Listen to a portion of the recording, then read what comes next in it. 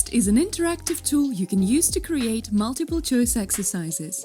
For each test, you can have one question with a variety of options. Click on plus or the tab button and select Test in the pop-up menu.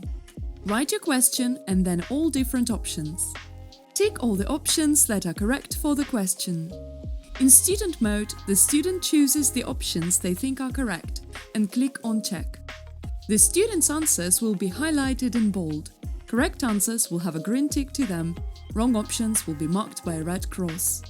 Here, the student made 2 mistakes and guessed one option correctly. If you want to make a true-false exercise, do not write each sentence as a new test, with true-false being the options. This will take up so much space and the student will have to check each sentence individually. To save time and space, ask students to choose all correct sentences instead. This is just one of the ways you can use this tool in lesson creation. Seek inspiration in the community section of the platform, where users share their fantastic lesson materials.